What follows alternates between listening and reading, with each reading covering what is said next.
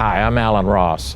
I'm here at the IEEE PES T&D, that's a lot of acronyms, conference. This is the 2020 version that is actually being held in 2022.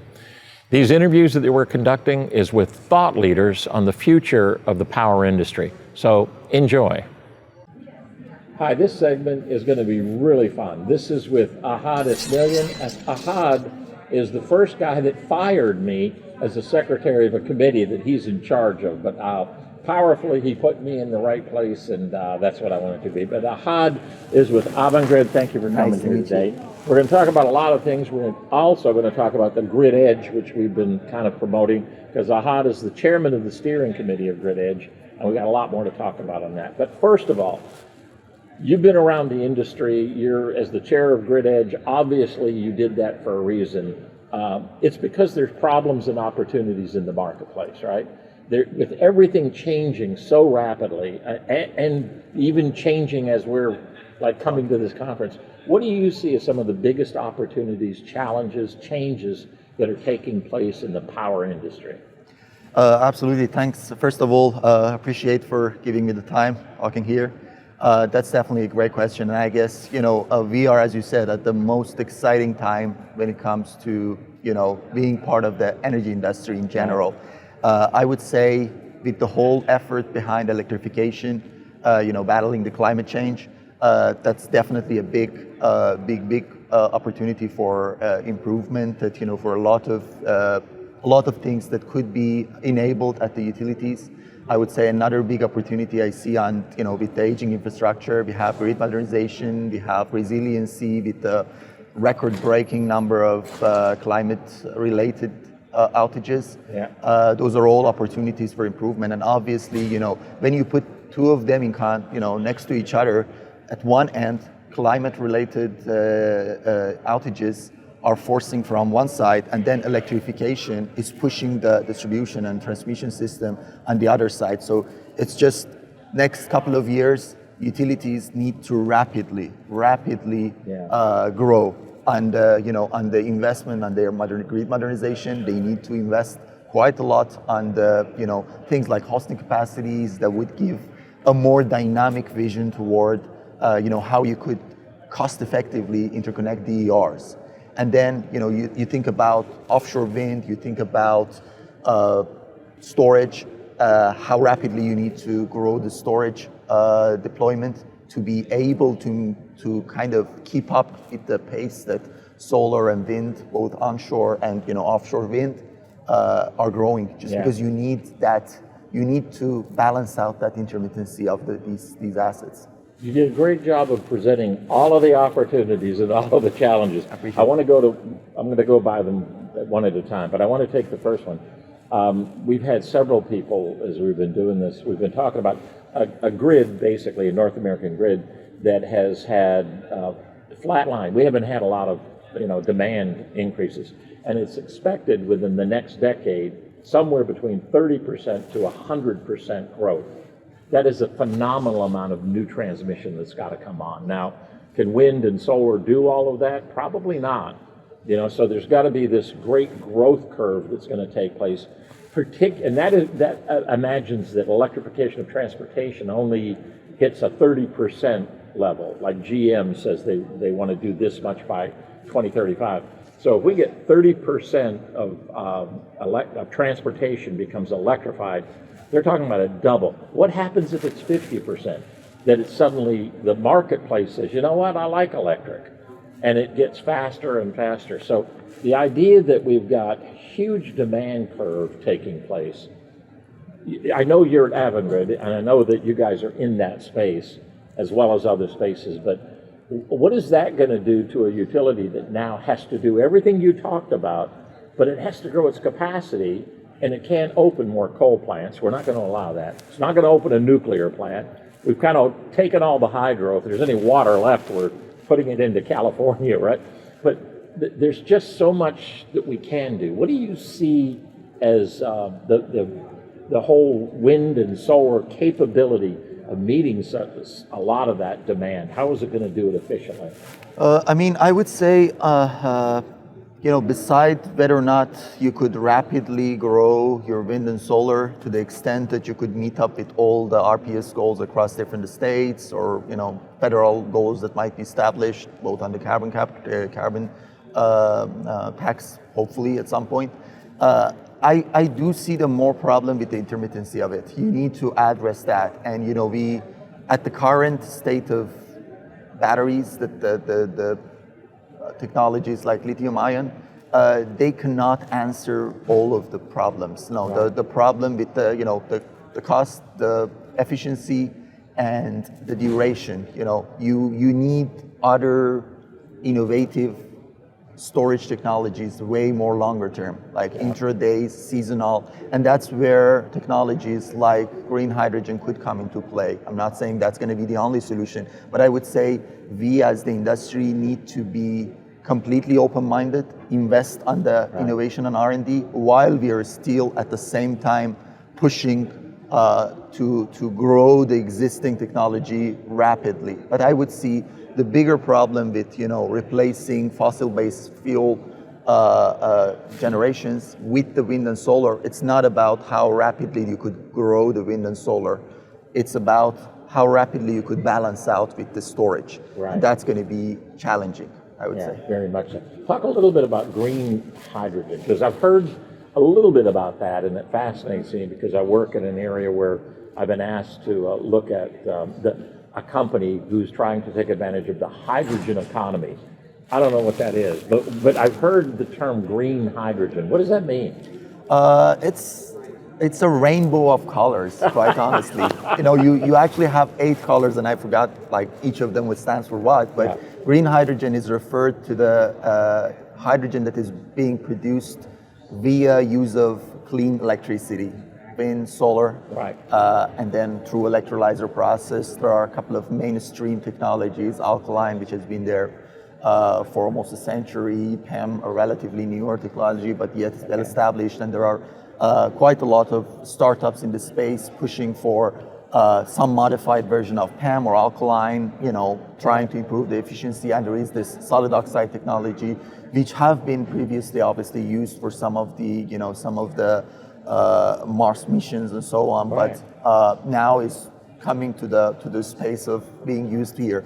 I would say, when it comes to green hydrogen, and I myself at Avangrid, one of the roles that I play for the company is to started this whole initiative for the company, and we obviously have quite a lot of investment going on. And I would say, while there is a really good momentum behind it, we have to be cognizant of making sure we pick the right application for. Okay. Green hydrogen is not answer to everything, but if we as industry look into it carefully and select the right applications, and I would definitely be happy to dive into that, we could definitely use as green hydrogen as a hydrogen in general as a energy carrier, as a storage means, and help with this intermittency issue that I referred to. That's excellent. I'm gonna research more of it, and I'm gonna bring you into a meeting on it that we're actually conducting a panel discussion on that online. But Avangrid as a whole, talk to me about the company and what is the company doing to kind of take advantages of all of these changes that are taking place. Yep, Avangrid, we are a large utility / renewable energy company. We do have 2 main line of business.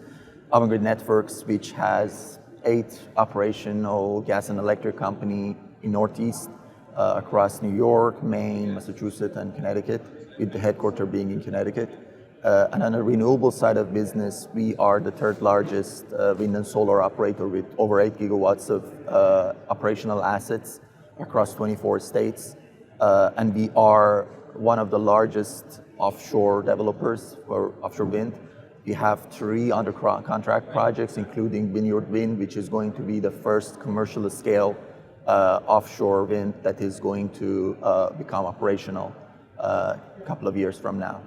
We do have, we already made 100% carbon neutrality commitment. Yeah. Yes, at the Avangrid Inc. level. And we are a subsidiary of Iberdrola, the Spanish giant. They are the Right. third largest utility worldwide with line of business across the world. And we do almost all the generation that we own is, with one minor exception, is purely renewable. In our network business, where we need to procure energy, we obviously aggressively go beyond and above what is the state level commitment Right. that we being asked, and we did the commitment by 2035 to go 100%. Okay, Zero. excellent, excellent. You're working in a great space at the right time. Okay, I want to switch gears again. I know you've been involved with IEEE. Before we get to a role that you're playing right now, where you fired me as a secretary or something, but that role, you are the chair of the steering committee for the Grid Edge Conference and Exposition in San Diego, 2023, 2025, and 2027. So it's a big deal. PES is making a major commitment to this, which we really appreciate. A great working group steering committee that is putting a lot of these crossing T's and dotting the I's. We're going to talk about that. But before there, why IEEE? What's the value and why is the advantage? Why should more engineers get involved with it? I mean, first of all, why not? Why Engineers. not? Okay. Once an engineer, always an engineer, Yes. and I'm always going to cheer for engineers. Myself, since I was in my bachelor's school back in Iran, home country, I have been an IEEE member. I have been a PS member for over a decade now, and I think the amount of value that I received from IEEE throughout my career, I hope that by getting engaged in these volunteer activities, obviously helping me to get to know amazing individuals like yourself, also is a mean for me to get back to the organization that gave me a lot. Yeah. So, and I would see IEEE obviously as a nonprofit organization being on the forefront of all of this. We need to remain on the forefront, especially on this time where a lot of things are moving in a fast pace. Yeah. IEEE is the right organization. If we don't have a standard built out for something, for some new technologies, who better than IEEE? And if we want to run workshop and conferences to bring all the practitioners, all the technology vendors, who better than IEEE? Right. Who, first of all, is a nonprofit and going to be fair and square, and also having all these PES community who would be way more valuable than any other organization out there who could even get remotely close as qualified as IEEE. Let's switch gears. I do want to talk about Grid Edge. I'm on that committee. We've got some great committee members. Talk about the Grid Edge conference. We know why PES did it, because it kind of balances the year when you have a PST&D and then you have a year you don't. There's a big gap. The Grid Edge conference is designed for who, designed why, and what is it that you can expect by coming to a Grid Edge conference? Whether you're a vendor coming to the conference, we're in the Expo Center right now, or the events, all of the panels and the super sessions and the things we do. Give me a plug for why I ought to be part of the Grid Edge. I know I already am. But if I were a vendor, or if I were a practitioner, a utility that is going to be sending somebody, a wind operator, just why we did this, and why you are the head of it. So talk to me about that. By the way, I heard that the chair has fired you. Are you still on? Yeah. Can I get rehired in a different role? For sure. Okay. All right. I'm fired and hired in the same breath. Thank you. Amazing. Thanks for bringing this up, and I'm very much excited and grateful of IEEE leadership giving me this opportunity, trusting in me, and I appreciate all the volunteers who stepped up, like yourself, helping me to go through this journey together. We are expecting an amazing event, and I would go through to tell you some of those questions you ask. I mean, at a high level, Grid Edge is about all what we discussed so far. All these challenges, from integration of renewables at the largest scale, or at the end with the growing number of solar rooftops, with the growing number of EV charging stations at homes, or at commercial public spaces. All of these are going to be primary attendees or exhibitors here. So we're going to see quite a lot of EV vendors, charging vendors, storage vendors, AI and computational solutions, everything that would be relevant to DERMS, I would say. And then AMIs, obviously, we're going to have a lot of conversation about cybersecurity, which is going to be extremely important. Now that we are pushing things to the edge, we are pushing things to the, not to be in a centralized and way more protected fashion. Obviously, with the technology improvement, we do have the tools to do it, but we need to do it systematically, and we need to do it correctly upfront, establishing as many requirements, as many standards that needs to be established, adapting to the world of IoT, adapting to the world of sensors at the edge. So these are all going to be part of our, headlines of topics that we're going to talk about. And when it comes to the, to the type of attendee, I would say, for sure it's going to be very, very bold when it comes to practitioner. We would want to, and I personally, and you know it better than I, we are talking every time. We want to make sure we have enough value proposition for our practitioner coming into this event. We want to make sure between having the right exhibitors being there and the right technical program, whether it is tutorials, technical tutorials that we are, kind of trying to organize as part of this event for next year, whether it is technical shows, whether it is, courses that has, flavor of electrical engineering, construction, civil engineering, and so on, provide with, with values like,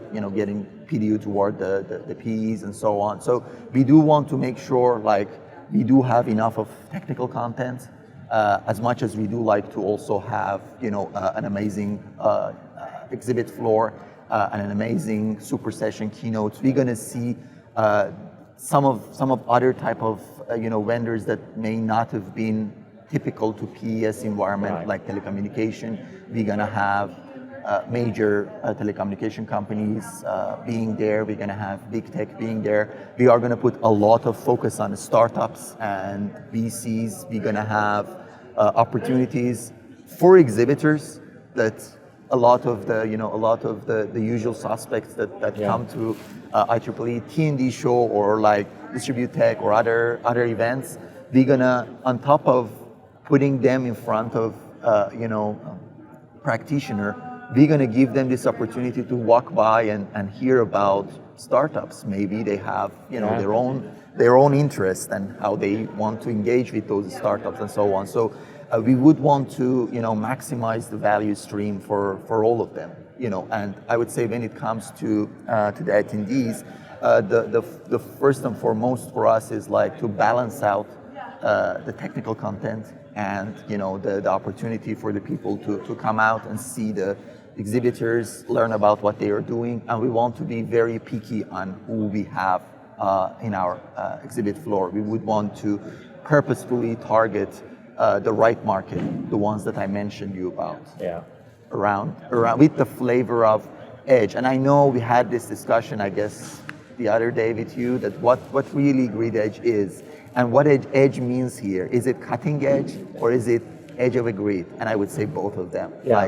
And to me, any element of the system which is sitting somewhere, probably remotely a little bit, and has some computational capability, have some brain of its own, is qualified to me as a grid edge technology. It doesn't need to be on the consumer end. It could be sitting in a utility monitoring a thermal monitor for a transformer, for a breaker. So all of those are welcome to join us next year. There is and thank you for that. There is somebody said to me, T&D is the generation to GT&D, generation of transmission and distribution, and grid edge is from distribution to the rest of it. Well, you think about that, distribution to the rest of it is huge. And that's where all the change is. That's where a lot of excitement is. That's where a lot of new is. We may have more smaller vendors than we have large big ones because we want them. We want the people that are bringing new technology, and they can't get heard I mean, let's face it, a place like this is huge, so you may not get heard. We're trying to give them voice, trying to give them voice to say, hey, we've got something that can work here, the VC part of it. We've got something that can play here. I've thought about this too. We are PES. This is a very when I say this, I'm pointing to the T&D conference, is a very PES conference. Grid Edge will be impacted by and can impact a lot of other societies, ComSoc, all of these other different societies, because this is where the integration takes place, at the grid edge. And I think that's what excites me, is I think we're going to get a lot more both support from and be able to provide support to some of the other societies that we brought into smart grid. I'm a smart grid guy, right? But they've abandoned us. They don't think it's exciting or sexy. No, literally, it's like, okay, we were there from the beginning. Now we're at a point where I think grid edge is what we need to bring it into. Grid modernization and grid edge come together, and I think it's going to come together at the Grid Edge conference. So I'm going to make a shameful pitch. Grid Edge, April 2023, San Diego. Get on what is our website to do it? What is our www.IEEE-PES? PES. We could read it. We got it here somewhere? Yeah, we got it here. Learn more at pes-gridedge.org. And I'm telling you, I know from the quality of the planning committee and the quality of leadership, thank you very much, and the fact that I got fired and rehired, I know it will be a blessing, and we will all be blown away, and I think it'll be the start of something very unique and very big for PES. But thank you, my friend. I appreciate it. Thank you so much. I appreciate it.